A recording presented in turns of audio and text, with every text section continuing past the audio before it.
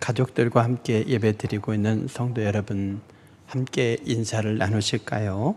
할렐루야. 시선을 주님께 고정시킵시다.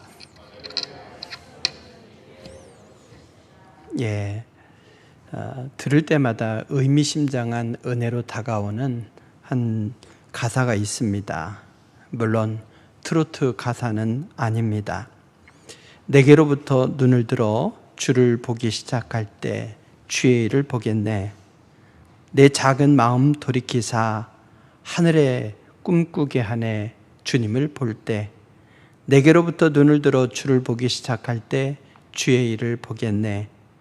내 작은 마음 돌이키사 하늘에 꿈꾸게 하네. 주님을 볼 때 모든 시선을 주님께 드리고 살아계신 하나님을 느낄 때 내 삶은 주의 역사가 되고 하나님이 일하기 시작하네. 찬양사역자 김명선 씨의 시선이라고 하는 곡입니다. 모든 시선을 주님께 드리고 살아계신 하나님을 느낄 때 거기서부터 나의 삶의 내용이 달라진다는 고백이죠. 신앙생활은 그래서 일종의 시선 싸움이라 하겠습니다. 제자들이 배를 타고 갈릴리 호수 건너편으로 이렇게 건너갈 때에 바람이 거스름으로 인해서 물결로 말미암아 고난을 당했습니다. 새벽 무렵에 그 배에 뭔가 다가오고 있는 것이죠. 유령이 아닌가 이래서 굉장히 두려워했습니다. 그런데 보니 예수님이셨던 거죠. 예수님이 물 위를 걸어오셨습니다. 베드로가 그 주님을 향해서 이렇게 요청했습니다. 만일 주님이시거든 나를 명하여 물 위로 걸어오게 하소서. 주님이신가 아닌가 의심이 아니에요. 만일이라고 하는 이 표현은 확신의 표현입니다. 확신의 표현. 그래서 주님이시니까 나를 좀 물 위로 걷게 하소서, 이런 의미입니다. 예수님이 오라 이렇게 명하시자 베드로가 배에서 내렸고 실제로 물 위를 걸었죠. 놀라운 일입니다. 하지만 베드로는 이내 물속에 빠져들었습니다. 언제 물속으로 빠졌습니까? 성경은 그 이유를 가리키는데 바람을 보고라고 했어요. 베드로가 시선을 주님께 두는 동안에는 물 위를 걸었습니다. 그런데 베드로의 시선이 바람을 향하는 순간 무서움이 찾아왔습니다. 강한 바람이 불 때에 그 믿음이 바람과 함께 사라져버렸습니다. 시선이 예수님을 향하는 동안에는 믿음이 작용했지만 시선이 바람을 향할 때에 바람과 함께 믿음이 사라지면서 두려움이 마음의 주인 노릇하게 되었죠. 그러면서 물에 빠져드는 결과가 나타났습니다. 소리 지르면서 주여 나를 구원하소서 외친 후에 예수님의 꾸중을 듣고 예수님의 손을 붙잡고 배로 올라올 수 있었습니다. 베드로의 경우를 보면 같은 삶의 환경이라 하더라도 우리의 시선을 어디에 두느냐에 따라서 우리의 믿음의 상태가 달라지고 그리고 우리의 삶의 내용도 달라지는 것을 볼 수 있습니다. 우리의 시선을 바람이 아닌 풍랑을 밟고 계신 예수님께 고정시키는 지혜로운 여러분 되시길 바랍니다. 우리의 눈으로 같은 곳을 바라보더라도 어떤 색의 안경을 쓰고 보느냐에 따라서 또 달라지는 걸 보게 돼요. 하나님이 이스라엘에게 그랬죠. 가나안 땅에 들어가라. 근데 가나안 땅에 들어가기에 앞서서 정탐꾼을 보냈습니다. 12명의 정탐꾼이 40일 동안 가나안 땅을 보고 왔습니다. 그들은 같은 곳을 보고 왔어요. 그런데 10명은 어떻습니까? 10명은 우리가 올라가서 그 땅을 취하기에는 거기에는 거인들이 있어. 그들에 비하면 우리는 메뚜기에 불과하다 이랬어요. 그런데 다른 두 명은 뭐라고 말합니까? 우리가 올라가서 그 땅을 취하자. 능히 이기리라. 이렇게 고백했습니다. 전제 조건이 있죠. 하나님이 우리를 위하시면, 하나님께서 우리를 그 땅으로 인도하여 들이시고 그 땅을 우리에게 주실 것이다 이거예요. 여호와는 우리와 함께 하시니 그들을 두려워하지 말라. 이것이 여호수아와 갈렙의 요청이었습니다. 그들은 같은 곳을 보았어요. 그런데 어째서 10명은 못 들어간다, 갈 수 없다 하고 2명은 갈 수 있다고 이야기합니까? 차이가 어디에서 있느냐? 다른 안경을 쓴 것이죠. 10명은 육신의 안경을 쓰고 가나안 땅을 바라보았습니다. 2명은 믿음의 안경을 쓰고 가나안 땅을 바라보았습니다.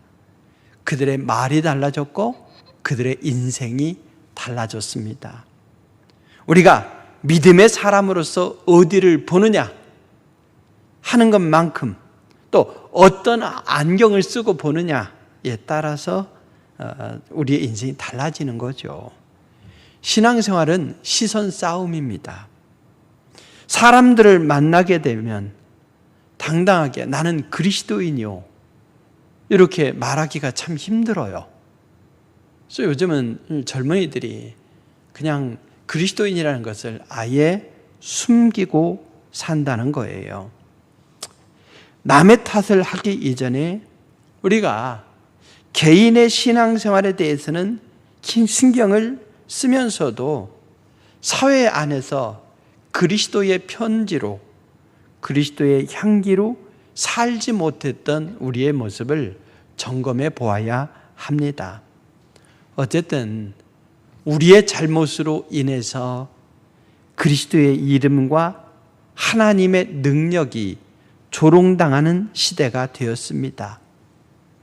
계속되는 코로나19로 인한 삶의 제한, 이것이 인내의 한계를 가져왔고 어디를 향해서든지 분노를 표출하고 있습니다. 점점 지쳐가고 어디 마음대로 다닐 곳도 없고 마음 둘 곳도 없고 몸 둘 곳도 없는 그런 때가 되었기 때문에 참 답답합니다. 어떻게 살아야 할까요? 히브리서 기자는 우리에게 이렇게 권고합니다. 믿음의 주요 또 온전하게 하시는 이인 예수를 바라보자. 이럴 때일수록 어디 볼 곳이 없고 또 마음 둘 곳이 없을 때일수록 우리가 더욱더 우리 시선을 주님께 고정시켜야 된다. 이런 말씀이죠. 세상에 있는 많은 것들이 예수님을 바라보지 못하도록 우리의 시선을 빼앗습니다. 또 세상의 것들이 우리의 믿음을 가려서 육신의 눈으로만 세상을 바라보도록 만듭니다. 시선 싸움에서 패하면 안 됩니다. 권투도 시선 싸움에서 패하면 경기에서 패한다고 말하죠. 우리를 두려움과 염려 가운데 빠지게 하는 것들, 그들에게 시선을 빼앗기는 순간 우리는 지는 거예요. 시선을 주님께 고정시키고 믿음의 주요 온전하게 하시는 이인 예수를 바라보십시오. 세상을 볼 때는 그때도 예수님을 통해서 믿음의 눈으로 세상을 바라보는 지혜가 있어야 됩니다. 세상이 달리 보이게 되리라 믿습니다. 삶의 내용이 달라지리라 믿습니다. 바울이 로마 감옥에 있을 때에 골로새 교회에 대한 소식을 들었습니다. 터키에 있는 조그만 도시인 이 골로새, 이곳은 로마인들의 이주 정책에 의해서 거기 원주민들과 더불어 여러 이방인들이 함께 섞여 살았습니다. 거기에 유대인들도 살고 거기에 한 교회가 세워져 있어요.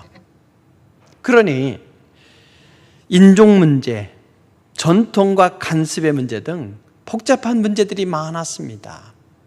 그 문제는 고스란히 교회로 옮겨졌죠. 그래서 교회 안에서도 유대적으로 신앙생활해야 된다, 이런 이들이 있고요. 또 영지주의자들도 있고 예수님의 신성을 부인하는 사람도 있고 천사를 숭배하는 사람들도 있었습니다. 그래서 각자의 주장들을 펼치다 보니 교회가 굉장히 혼란스러웠죠. 또 이 도시는 부흥하는 도시가 아니라 2류, 3류로 이렇게 쇠락하는 도시였어요. 그래서 사람들이 떠나고 있는 사람들조차도 언제 떠날까, 또 남아있는 사람들은 또 도시가 위축되다 보니까 경제적으로 굉장히 어려운 상황에 살고 있었습니다. 그러니 이 골로새 교회는 신앙적으로도 경제적으로도 굉장히 어려운 성도들이 신음하고 있는 형편이었던 것이죠. 오늘 우리들의 상황과 같이 내우외환의 그런 상황이 아닐까 싶습니다. 이런 상황 속에서 우리는 어떤 존재인지를 상기시키면서 너희는 그리스도인이니 이렇게 살아라 하고 우리의 삶의 내용을 구체적으로 권고해주고 있는 것이 오늘의 말씀이죠. 어떻게 살아야 될까요? 시선을 주님께 고정시키고 하나님 보좌 우편에 계신 주님, 믿음의 주여 온전하게 하시는 이인 예수를 바라보자, 이렇게 말씀하고 있습니다. 그리스도인인 우리는 어떤 존재일까요? 무시당하고 조롱당하고 있고 스스로도 내가 그리스도인 맞나 싶기도 하고 그리스도인이라는 사실이 때로는 부끄럽기도 하고 정체성의 혼돈을 가져오는 이때이지만 여러분, 시대적 상황과 상관없이 나의 자의식과 상관없이 그리스도인이란 어떤 존재냐, 오늘 말씀을 통해서 새롭게 내가 그리스도인됨을 한번 확인하는 시간이 되길 바랍니다. 오늘 나는 누구인가 라고 했을 때에 바울은 4가지로 설명합니다. 먼저 나는 누구냐? 3절에 보면 너희가 죽었고 라고 했죠. 죽었고. 앞장 2장 20절에 보게 되면 좀 더 구체적으로 설명합니다. 뭐냐? 너희가 세상의 초등학문에서 그리스도와 함께 죽었거든 이라고 설명하죠. 우리는 이미 죄 때문에 죽은 존재입니다. 율법 때문에 죽은 존재예요. 그런데 그것 때문에만 죽은 사망 선고를 받은 자가 아니라 그 모든 것을 끌어안고 예수님과 더불어서 십자가에서 죽은 존재라 이 말입니다. 십자가에서 우리가 죽음으로 말미암아 우리의 모든 죄의 문제가 해결됐다. 옛사람이 죽었다, 이런 말이에요. 허물과 죄로 인해서 이미 죽은 목숨인데 그 죽은 목숨을 예수님께서는 함께 십자가에서 우리를 죽이셨어요. 그래서 옛사람은 죽은 존재입니다. 그러니 여러분, 죽은 존재인 우리가 무슨 근심, 걱정, 시기, 질투가 있겠습니까? 죽은 사람에게 욕해 보십시오. 어른이 돌아가셨는데 거기다가 대고 되졌다 이렇게 해보십시오. 그렇다고 해서 그분이 벌떡 일어나서 이 버르장머리 없는 놈 이러겠습니까? 죽은 자는 말이 없어요. 물론 법의학자는 죽은 자가 여전히 말을 한다 이러면서 그 말을 듣고자 하고 증거들을 찾지만, 그러나 여러분, 죽으면 끝이에요. 그리스도와 함께 십자가에 죽었으면 근심, 걱정, 시기, 질투, 이 모든 것은 다 남의 것이라는 걸 믿으시기 바랍니다. 그리스도와 함께 죽은 자로 우리가 이 땅에서 살아간다면 세상 사람들보다 더한 욕심으로 그렇게 살아서는 안 될 줄로 믿습니다. 우리가 그리스도와 함께 죽은 자였는데 또 다른 존재로서 우리는 누구냐? 그리스도인은 그리스도와 함께 살리심을 받은 자다, 이렇게 말씀해요. 내가 살아나는 게 아니에요. 하나님께서 예수님을 부활시키셨고 그 부활과 더불어서 우리 또한 살리심을 받은 자다, 이런 말씀이에요. 그리스도와 함께 다시 살리심을 받았으면 1절에서 그렇게 말씀하죠. 우리가 여전히 이 땅에서 살았어요. 목숨이 끊어진 적이 없어요. 그러나 예수님을 믿음으로 말미암아 옛사람에 대해서 죽고 새 사람으로 다시 산 존재로 우리는 지금 살고 있다, 이런 말입니다. 여러분, 죽을 위기를 겪으면요, 사람의 삶의 내용이 달라지더라고요. 하물며 죽었다가 살아난 존재인 우리는 삶의 내용이 달라져야 되지 않겠습니까? 내 삶의 의미도, 내 삶의 목적도, 내 가치관도, 내 행복도 다시 부활하는 거예요. 이제는 그리스도를 기뻐하는 기쁨으로 살고, 그리스도가 기뻐하는 것을 나의 기쁨으로 삼고, 그리스도가 사랑하는 자를 내가 사랑하는 것, 이것이 우리의 삶의 태도입니다. 나는 죽고 그리스도로 살고, 율법 앞에서 죽고 성령으로 살아났습니다. 이렇게 살아가는 것이 그리스도인입니다. 그리스도인이라면 자신이 죽었다가 다시 살아났다는 것, 그리고 그 생명은 예수 그리스도의 생명이요, 예수 그리스도를 위한 생명인 것을 아는 사람입니다. 만약에 그리스도인이라고 자처하면서 여전히 불평과 원망이 가득한 사람, 감사와 감격이 인색한 사람은 아직도 예수님 때문에 다시 살게 되었다는 것을 모르는 사람입니다. 우리는 그리스도와 함께 십자가에서 죽고 그리스도와 함께 다시 살리심을 받은 존재로서 전혀 다른 가치관으로 살아야 된다는 것을 믿으시기 바랍니다. 또한 그리스도인이란 누구냐? 3절에 보면 너희 생명이 그리스도와 함께 하나님 안에 감추어졌느니라, 이렇게 말씀하고 있습니다. 하나님 안에 감추어졌다는 얘기는 뭐냐? 그 생명을 누구도 빼앗을 수 없다, 이런 말이죠. 우리의 구원이 보장되어 있다, 이 말입니다. 사망이나 권세나 그 어떤 것이라도 우리를 하나님의 사랑에서 빼앗을 수가 없습니다. 얼마나 잘 감춰놨는지 하나님께서 철저하게 감춰놓으셔서 그것을 빼앗을 수가 없어요. 우리의 이름이 생명책에 기록되어 있습니다. 그러기에 하나님의 나라가 예약되어 있고 그 구원은 취소될 수 없습니다. 그러니 이 땅에서 벌어지는 일들 때문에, 작은 일들 하나하나 때문에 일비하면서 살아가는 것이 아니라 영원한 생명이 보장되어 있고 그 생명은 취소될 수 없고 그 무엇도 그 구원을 빼앗아갈 수 없다는 확신 속에서 넉넉한 은혜로 살아가시기 바랍니다. 베풀며 살아가시기 바랍니다. 내 생명이 그리스도와 함께 하나님 안에 감추어져 있다. 얼마나 오묘한 진리인지 모릅니다. 그러므로 우리는 구원의 확신 속에서 살아가야 되겠습니다. 그것으로 끝이 아닙니다. 사도 바울은 네 번째로 뭐라고 말하느냐? 그때 너희도 그와 함께 영광 중에 나타나리라 그랬어요. 그리스도와 함께 마지막 날에 영광 중에 나타날 존재라, 이 말이죠. 우리 영광 중에 나타나서 하나님의 영광을 더불어서 누릴 존재인 거예요. 얼마나 신비롭고 얼마나 실제적인 말씀입니까? 예수님께서 재림하실 때에 수반되는 그리스도인의 이 변화된 모습입니다. 그날에 그리스도인들은 하나님 보좌 우편에 앉아 계신 영광스러운 그리스도의 모습과 같이 영광스러운 부활의 몸으로 변화될 것입니다.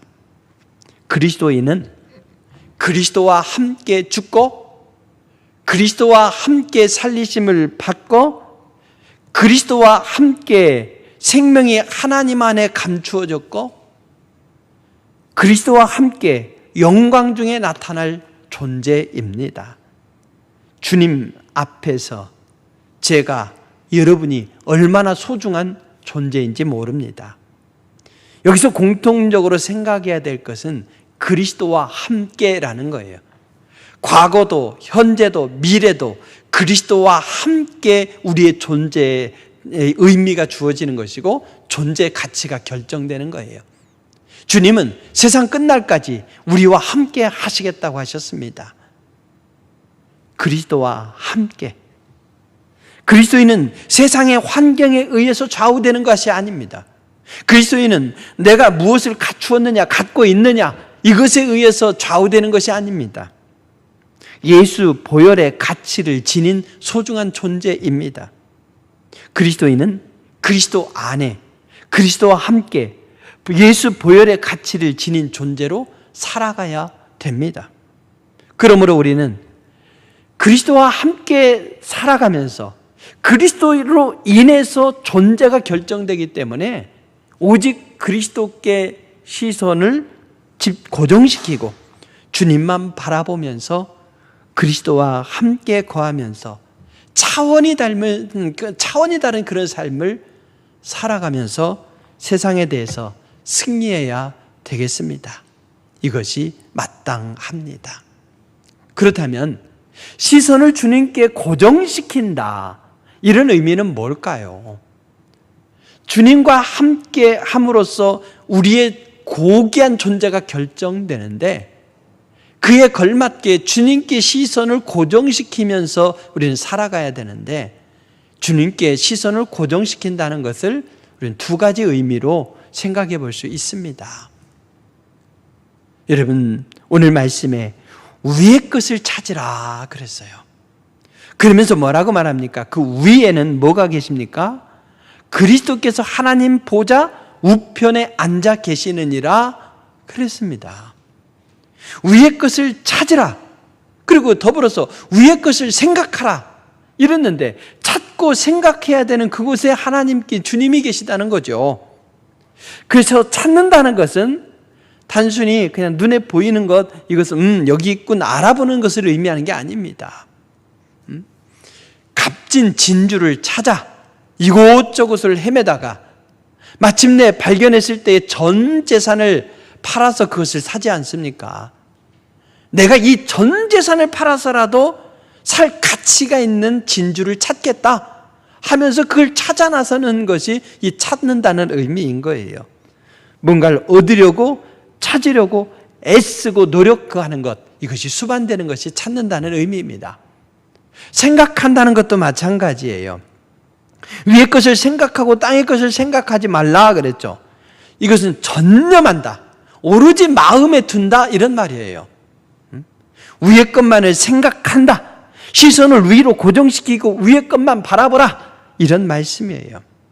사도 바울이 위의 것을 찾으라, 위의 것을 생각하라 권면하는 의미는 결국에는 오늘 그리스도 안에서 그리스도와 함께 사는 우리가 지녀야 될 삶의 태도인 거죠.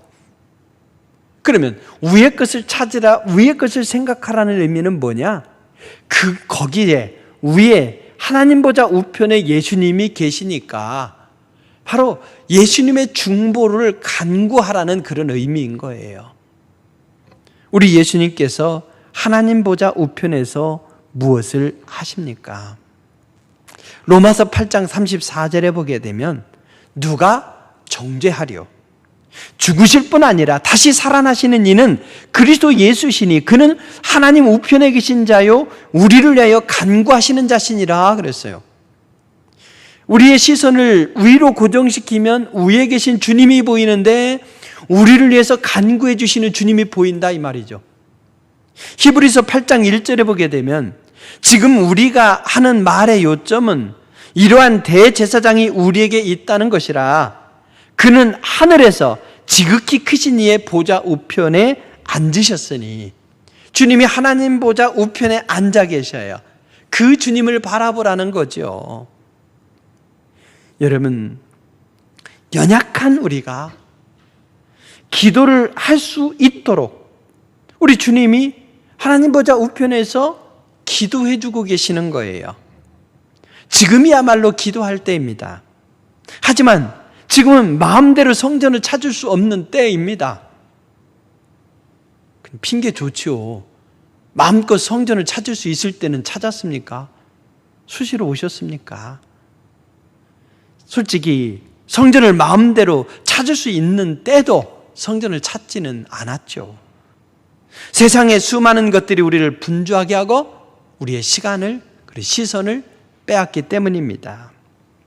그래서 기도가 습관이 되어 있지 않기에 지금이야말로 기도할 때이지만 기도하지 못하고 고통 속에서 신음하면서 원망 가운데 살아갑니다. 예수님께서 잡히시던 날 밤 제자들이 깨어 기도하지 않음으로 말미암아 시험에 걸려 넘어졌고 예수님을 모른다 부인하고 도망가지 않았습니까? 기도 없는 인생은 너무나 명확합니다. 여러분, 우리가 연약하여 기도할 수 없어요. 기도 훈련이 되어 있지 않기에 정작 기도해야 될 때 기도하지 못합니다. 그래서 우리가 기도해야 될 건 뭐냐? 기도가 되도록 기도해야 돼요. 기도를 위해서 기도해야 돼요. 기도를 위해서 기도한다는 얘기는 뭐겠습니까? 주님이 우리를 위하여서 간구하고 계시니 연약한 우리가 주님의 도우심을 구하는 거죠. 우리가 어떻게 기도할 바를 모르겠습니다. 기도하다가도 지치고 기도하다가도 막힙니다. 주님 도와주소서. 간절하게 도움을 구하는 눈빛으로 주님께 시선을 고정시키시기 바랍니다. 주님이 외면하지 않으시고 우리를 위해서 더욱 간절하게 기도로 응원해 주실 줄로 믿습니다. 우리를 고아와 같이 내버려 두지 아니하시고 눈동자같이 우리를 살피시며 우리가 기도 가운데 승리하도록 곁에서 기도하고 계셔요. 주님이 기도로 응원해 주심을 믿는다면 우리가 다시 일어설 수 있고 용기를 낼 수 있고 기도로 승리할 수 있음을 믿으시기 바랍니다. 주님의 중보를 힘입어 기도와 함께 인생의 문제를 풀어가는 지혜가 여기 있기에 사도 바울은 그래, 문제 덩어리인 이 세상 주변 환경을 볼 것이 아니라 이럴 때일수록 우리를 위해서 응원하고 계시고 우리를 위해 기도하시는 주님을 바라봐라, 이렇게 권고하고 있습니다. 여러분, 주님의 중보를 간구하면서 위에를 쳐다보시길 바랍니다. 또한 위의 것을 찾으라, 이 말은 무슨 말이냐? 땅의 것에 탐심을 버리라, 이런 말씀이에요. 땅의 것을 생각하지 말고라고 했죠. 근데 땅의 것을 떠나서 우리가 살 수 있습니까? 하나님은 이 땅에서 풍성한 삶을 약속하기도 하셨습니다. 이 땅을 전혀 무시하고 살 수는 없습니다. 그렇다면 바울의 권면이 우리에게 의미하는 바가 무엇이겠습니까?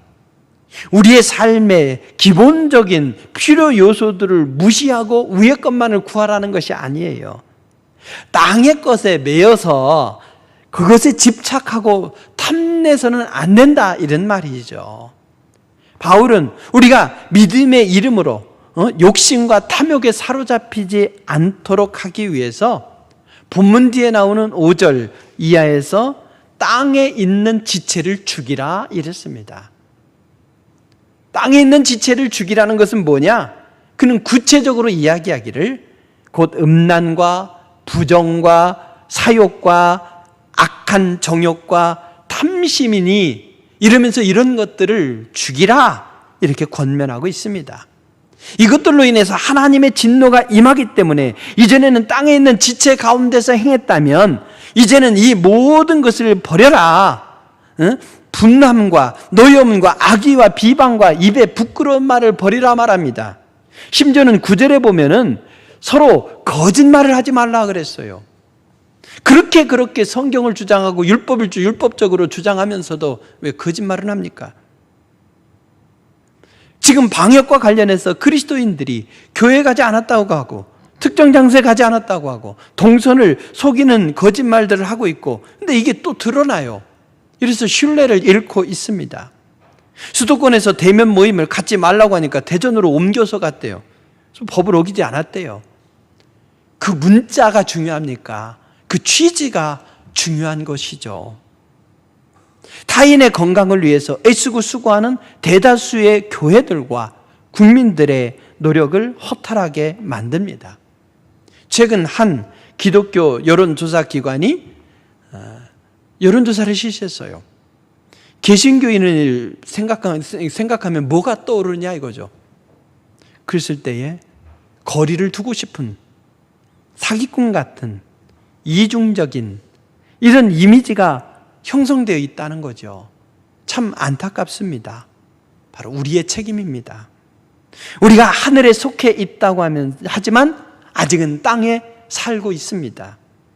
우리가 땅의 것을 생각하지 말고 땅에 있는 것에 매여 있지는 않아야 하지만 땅에서 책임 있는 삶을 살아야 되는 것이죠. 근데 책임은 외면하고 오히려 더 많은 탐욕으로 그래서 이 땅에 있는 지체에 매여 살고 있으니 이런 결과를 가져온 것이 아니겠습니까? 땅에 있는 지체는 죽이고 세상에서의 책임은 우리가 무한으로 감당하면서 살아야 될 줄로 믿습니다. 단순히 신뢰 회복을 위해서만이 아닙니다. 이것이 하나님의 명령이기 때문이죠. 고린도전서 14장 40절에 보니 모든 것을 품위 있게 하고 질서 있게 하라 했습니다. 그리스도인은 경박한 사람이 아니에요. 품위가 있어야 되는 거예요. 질서 있는 삶을 살아야 됩니다. 무엇을 찾고 구하기 전에 나의 소원을 점검해 보면서 나의 욕심, 이 땅에 있는 지체는 죽이고 세상에 대한 거룩한 책임은 감당하는 품위 있는 질서 있는 삶을 사는 우리가 되어야 되겠습니다. 이것이 내후외환으로 어렵게 살고 있는 골로새 교회와 오늘 동일한 어려움을 겪고 있는 우리를 향한 사도 바울의 권고요, 주님의 뜻입니다. 결론을 맺습니다. 우리가 처한 상황을 보면 자괴감이 들기도 하지만 본래 우리는 예수 가치를 지닌 소중한 존재입니다. 하나님께서 아들까지 내어주실 정도로 하나님의 사랑을 받는 존재입니다.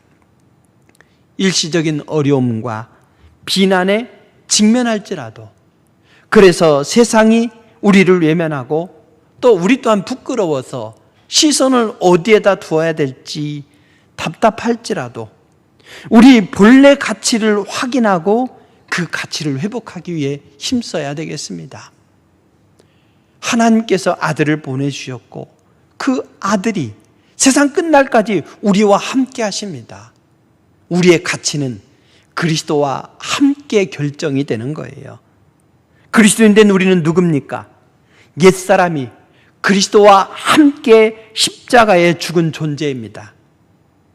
그리스도와 함께 살리심을 받은 존재입니다. 우리가 아직은 이 땅에 있지만 그리스도와 함께 하늘 생명이 예약되어 있는 존재입니다.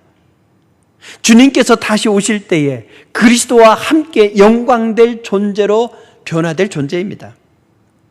그리스도 안에서 그리스도와 함께 우리는 여전히 소중한 존재임을 믿으시기 바랍니다. 우리가 그리스도와 함께 사는 자로서 어떻게 살아야 되겠습니까? 우리의 시선을 우리와 함께 하시는 예수님께 고정시켜야 됩니다. 위의 것을 찾고 구하고 위의 것을 생각하면서 삽시다. 언제나 예수님의 중보를 확신하면서 살아야 됩니다. 땅의 것에 대한 탐심을 버립시다. 땅의 것에 매여 일비하는 세속적인 삶에서 벗어납시다. 세상에 대한 거룩한 책임으로 삽시다. 언제나 생각의 중심을 하나님께 맞추고 삽시다. 이것이 험난한 세상 가운데서 어려운 환경에 처해 있는 우리가 그것을 극복하는 길이요 지혜롭게 살아가는 길입니다. 하나님 보좌 우편에 계시며 지금 우리와 함께 계시는 임마누엘의 주님만 바라봅시다. 우리를 위해 좋은 것을 예비해 주신 주님을 바라보고 새 사람으로 살아야 합니다.